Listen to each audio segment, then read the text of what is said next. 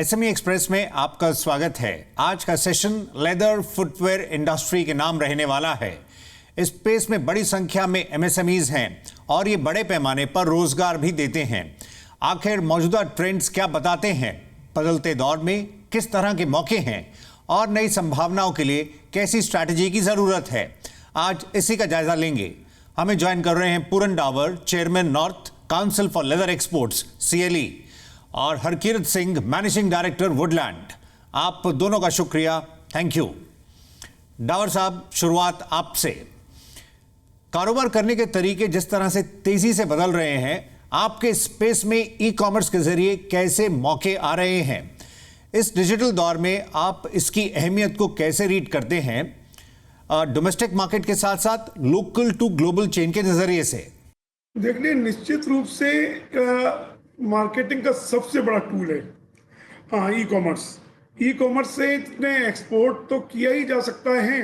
आप direct consumer के पास पहुंच सकते हैं बजाय मिडिल मैन होने के या किसी रिटेल शॉप पर जाने के। और सबसे बड़ी बात यह है कि इसमें जो मार्केट गैप्स हैं उनको हम कवर कर सकते हैं कि जो रिटेल्स, अगर किसी भी रिटेल पर जाएंगे, किसी भी रिटेल शॉप पर जाएंगे, किसी भी स्तर की रिटेल शॉप हो, उसके ऊपर अगर किसी लार्ज साइजेस को जाना है, लंबे लोगों के लिए जूता चाहिए, तो उनके पास एक साइज रहता है कि 11 तक 12 तक साइज रहेंगी और बड़े साइज में चॉइस भी लिमिटेड होती है।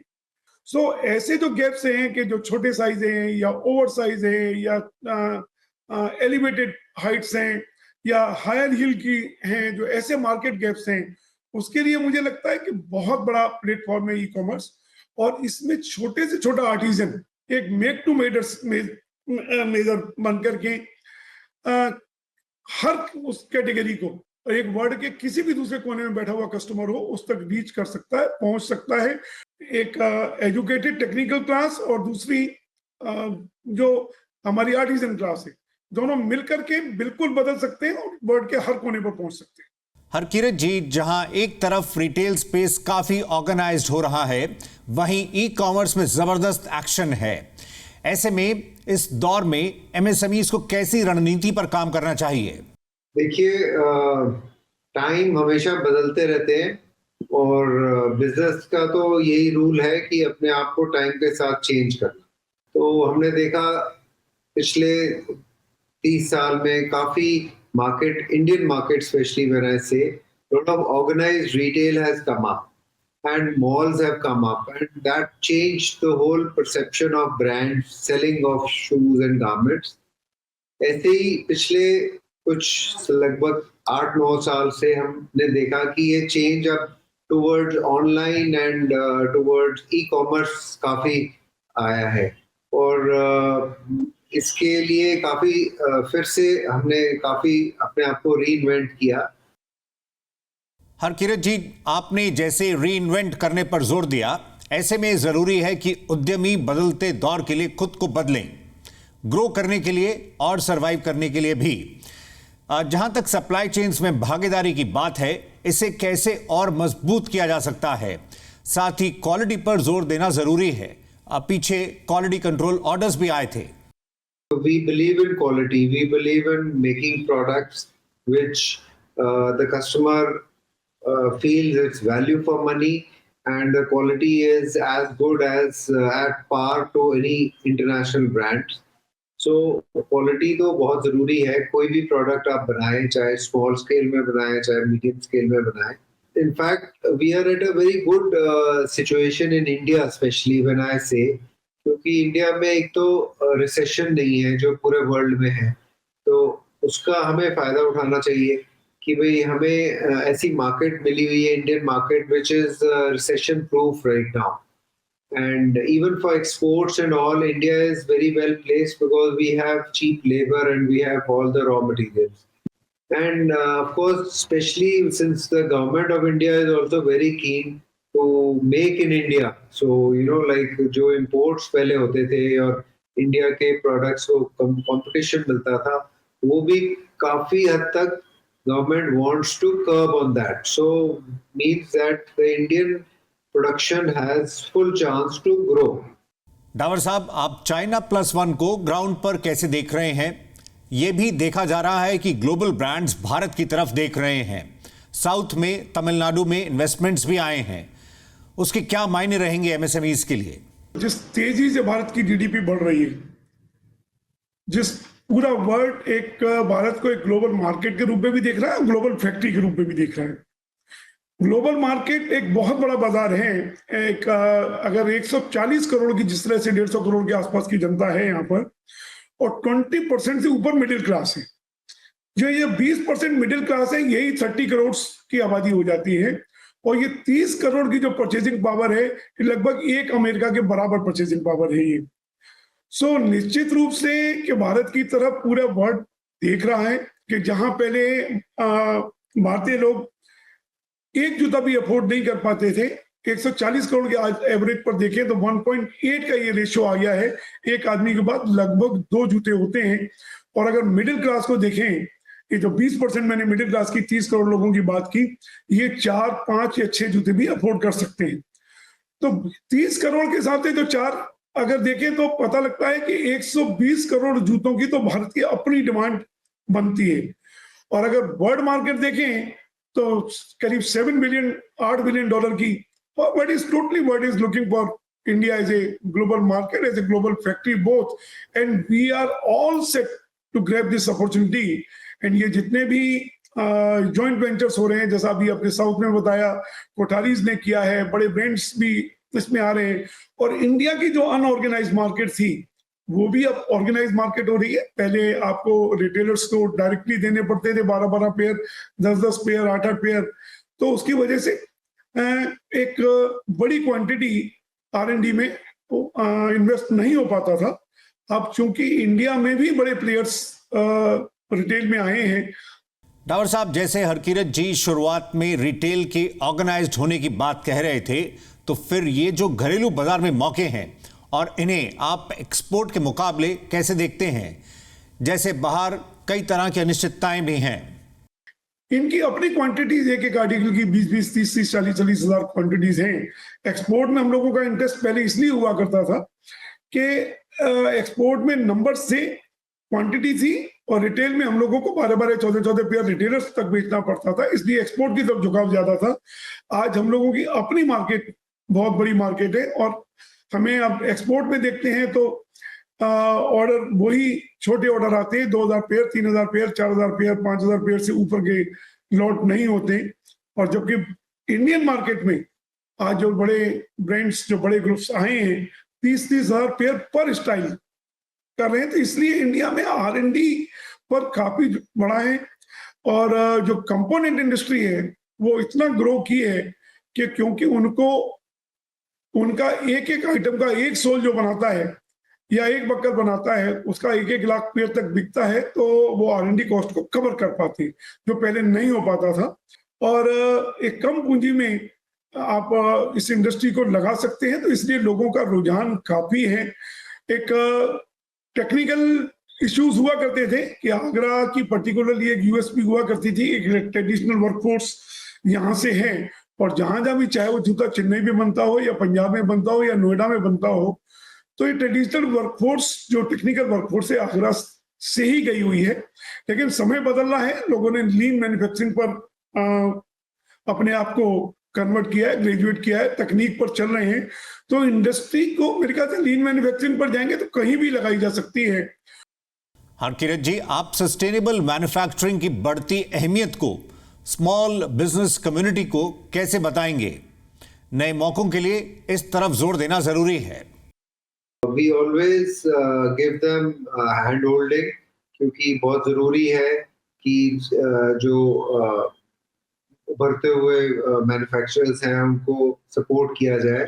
So Woodland has its own way of manufacturing. We have used a lot of eco-friendly ways of producing our products.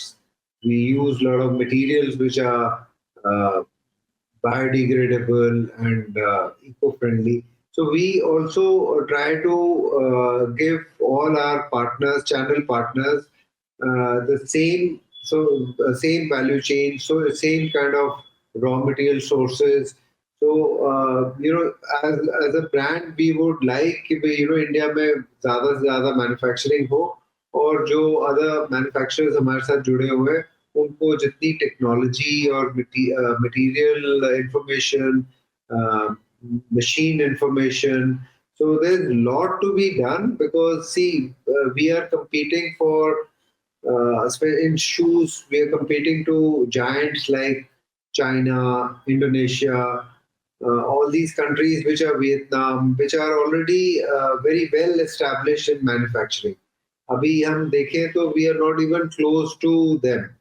So we have a long way to go, of course, but ये नहीं है कि it's not possible, because the best thing is in India, our factories and our workers are very मतलब they know how to make shoes. The only thing is जो systems हम use करते आए हैं वो थोड़े traditional है, and now is the time where everything is going mechanized. More important is on putting systems in manufacturing, so that the cost of manufacturing comes down, the quality increases. Dawar साहब, तो फिर नए दौर की तैयारी के लिए कई मोर्चों पर काम करना जरूरी है। जहां तक ऑपरेशनल कॉस्ट की बात है, आप सोलर एनर्जी के पहलू को एमएसएमईज के नजरिए से कैसे देखते हैं? इसको बढ़ावा देने के लिए कोशिश भी की जा रही है। आज की डेट में इससे बड़ा बूम कुछ हो नहीं सकता। एनवायरमेंटल पॉइंट ऑफ व्यू से देखें, और मुझे लगता है कि कोई भी इंडस्ट्री जो एनवायरमेंट की तरफ केयर नहीं करती, उसको इंडस्ट्री करने का चलाने का कोई हक नहीं है। और ये इतनी बड़ी एसेट है कि आपको जो कैप्टिव पावर प्लांट एक तरह से आपका बन जाता है, ये जो सोलर लगाते हैं, तो निश्चित रूप से उत्तर प्रदेश में बीच में ये नेट मीटरिंग रोक दी गई थी।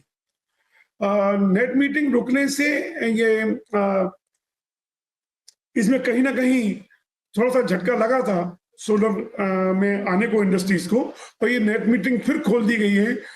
और जब तक नेट मीटरिंग है, मुझे लगता है कि इंडस्ट्रीज बहुत बड़ा हिस्सा जो है ये अपने कैप्टिव पावर का बन सकती हैं, और मुझे लगता है कि इससे बड़ा कोई वरदान उसके लिए ईश्वर का नेचुरल वरदान है नहीं, जो आपको एनवायरनमेंट को भी केयर करे, आपकी कॉस्ट को भी बचाए। अब मुझे लगता है कि सही समय पर फिर एक प्रयास शुरू हुए हैं, नेट मीटरिंग लगी है, तो शायद ही कोई इंडस्ट्री अब आगे आने वाले समय में हो जो सोलर पावर की तरफ ना बढ़े। हरकिरत जी, नए दौर की तैयारी में इंडस्ट्री के फ्यूचर रेडी स्किल्स पर आपकी राय, कैसे वर्कफोर्स के अपस्किलिंग रीस्किलिंग पर काम करना होगा? देखिए, इसके लिए काफी प्रोग्राम चल रहे हैं। हमारे industry leaders and our organisation like FDTI, CLRI, everybody is working towards it. When it comes to brands and companies like ours, we are also trying to do this at a continuous level, because देखिए, अगर India में production करनी है तो you have to have the skills and you have to keep updating the skills. And especially जैसे अभी पीछे हमने देखा कि एथलेजर एंड स्पोर्ट्स शूज का काफी डिमांड है. So India has always been more into making leather shoes and traditional shoes. So sneakers and sport shoes has been always the strength of countries like China and Vietnam. तो वो चीज हमें अगर India में शुरू करनी है तो we have to bring in the skills. So उसके लिए अगर हमने काफी टेक्नोलॉजी ट्रांसफर की है, काफी मैन पावर उधर भेज के ट्रेनिंग की है, उधर से मैन पावर बुलाई गई है to train our people. So it's both ways, and it's very important to do that, because otherwise we will not able to compete. As I told you, if we have to make in India, we have to take these initiatives and we have to learn the ways, because हर एक product के लिए specialist होते हैं, तो वो specialist को लाना, उनसे सीखना, and which is very very important.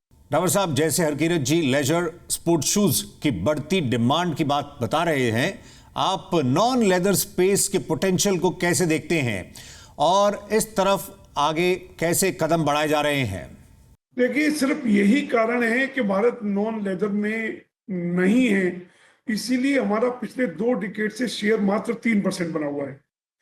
$250 billion की इंडस्ट्री है, उसमें से हम सिर्फ हमारा एक्सपोर्ट मात्र $6 बिलियन होता है। ये 3% से भी शेयर हमारा कम है। उसका कारण ये है कि हमारी बास्केट में नए प्रोडक्ट्स नहीं है। हर तीसरा आदमी देखेंगे तो आप उसको फ्लाईनेट का शू पहना हुआ होगा। 75% of the market, particularly men's footwear market, is taken by non-leather only. This is women Flyknit shoes only. हर आदमी आपको H leather shoes, sports shoes पहने हुए दिखाई देगा। और लेडीज में तो जितने रंग बिरंगे ये बनते हैं और जितनी छोटी छोटी पतली पतली पट्टियां होती हैं, ये सारा का सारा जो समर प्रोडक्ट है ये चाइना ही बना रहा है नॉन लेदर पर। एक सबसे बड़ी की है, जब तक हम नॉन लेदर में अपना शेयर नहीं बढ़ाएंगे, आगे नहीं बढ़ेंगे, और तब तक हम अपने शेयर को मार्केट में नहीं बढ़ा सकते। और कहीं ना कहीं डोमेस्टिक मार्केट में भी नॉन लेदर पर हमारी निर्भरता कहीं चाइना की ओर फिर देखना पड़ेगा। अब तेजी से बहादुरगढ़ में 350 यूनिट्स हैं, वो बहुत अच्छा कर रही हैं। मेरे ख्याल से हर तरह का प्रोडक्ट, अभी आगरा में भी एक एग्जीबिशन अभी लगी थी 2-3 दिन पहले ही, मैंने देखा जो प्रोडक्ट नॉन लेदर के या इनके फाइलोन से या ईवीए से जो क्रॉक्स टाइप के शूज ये जो बन रहे हैं फुटवियर, वो किसी भी वर्ल्ड क्लास क्वालिटी से कम नहीं है। नॉन लेदर का मेरे ख्याल से 90% जो वर्ल्ड में जो लोग अफोर्डेबल हैं वो नॉन लेदर ही है। वो मात्र 10% से ज्यादा लोग लेदर अफोर्ड नहीं कर पाते, क्योंकि लेदर कॉस्टली भी है और लेदर और एक मीट इंडस्ट्री की तरफ भी लोगों का थोड़ा सा ध्यान कम हो रहा है, लोग वीगन ज्यादा हो रहे हैं। हरकिरत जी, तो फिर नॉन लेदर स्पेस में संभावनाएं हैं, और इस और जो रुझान देखा जा रहा है, एक तरफ अफोर्डेबिलिटी तो वहीं वीगन का भी पहलू, आपकी राय? आई थिंक बिल्कुल ये आप ठीक कह रहे हो कि you know like as I told you, पहले leather was our even in Woodland we still make a lot of leather shoes, but if you see trends, trends are more always changing and you have to follow the fashion. So and with the technology coming in, there are a lot of new fabrics, new materials which have been developed, which are as good as leather, and they behave as leather, because like leather is breathable, and we get fabrics which are breathable and equally durable. So a lot of these materials have been developed, and leather is a scarce material, and its price keeps increasing. While like man-made fabrics and man-made materials are easily available at a better price, and if the durability can match, so it is always good to use the alternate materials. And I think people are looking for lighter, comfortable shoes, and since काफी लोग fitness में भी आ गए हैं, तो sport shoes and athleisure shoes are doing very well. So I think it's a good time to invest into this and make one ready for producing and selling these products in India. आप देख रहे हैं SME express. Break के लिए रुक रहे हैं, हम जल्द लौटते हैं।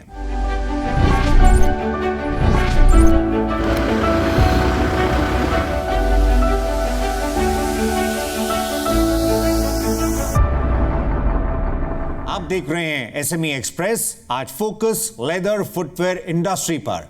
चर्चा को आगे बढ़ाते हैं। डावर साहब, फाइनेंसिंग के पहलू पर आप क्या बताएंगे? उद्यमियों की डेट पर काफी निर्भरता है, आप कैपिटल कॉस्ट पर क्या राय रखते हैं? वहीं इक्विटी कल्चर को भी बढ़ावा देने की बात है। एमएसएमई के भारत इंडिया में ग्रो न कर पाने का एक ही कारण है कि हमारे यहाँ कैपिटल कॉस्ट काफी हाई है। इंटरेस्ट रेट्स 8 से 10% है, और 8 से 10, और जबकि वर्ल्ड ओवर अगर देखा जाए तो 2 से 3% से ज्यादा कहीं नहीं है, और कहीं कहीं इवन माइनस में भी है। सरकार इवन इंडस्ट्री लगाने पर इंटरेस्ट फ्री देती है और सब्सिडाइज भी करती है। सबसे बड़ी जरूरत जो है कि सरकार को हम चाहते हैं कि किसी तरह की कैश सब्सिडी ना दें, सिर्फ वो इंटरेस्ट सबवेंशन करें, कैपिटल कॉस्ट कम हो। हरकिरत जी, ब्रांडिंग पर आपकी राय, इस दौर में इस पर काम करना कितना जरूरी है, और डिजिटल मार्केटिंग जहां कॉस्ट इफेक्टिव होने के साथ ज्यादा टारगेटेड भी हो सकती है, इस पर आप एमएसएमईज को क्या कहेंगे? देखिए, branding is important since but ये है कि India has always been into contract manufacturing, so a lot of factories are busy making products for other brands and or unbranded also. So I don't think that is bad. The contract manufacturing is also good, but if one can do branding, it is always better because when the product goes to the end customer, he or she is more likely to buy a product when it is branded. And of course, there's a lot of investment into it because when you make your brand or if you promote your brand, you do advertising, so it does cost, but it pays you in the long term. So I think it is the right way to try. And since now we were talking about the online and digital fronts, so it is easier for one to launch a brand and make your branded product and sell than it was maybe 20-30 years back, because earlier making a brand was difficult, selling a brand was difficult. Now because digital marketing is much more easier to do and get results, and cost-wise also it's much more easy on your pocket. So I think if one can do the branding, it's the best and the right time to do.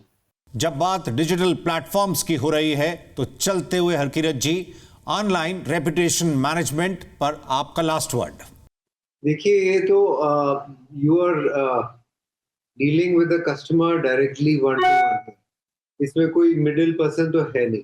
Ultimately आप चाहे online माल बेचो, चाहे आप retail में माल बेचो, you have to be very positive and your customer is the king, so they should not have any problem. And if you can keep continuing improving yourself, so I think that is the formula behind it. You can't do anything like that for long term. You have to improve your products wherever you make mistakes and try to satisfy the customer as far as possible.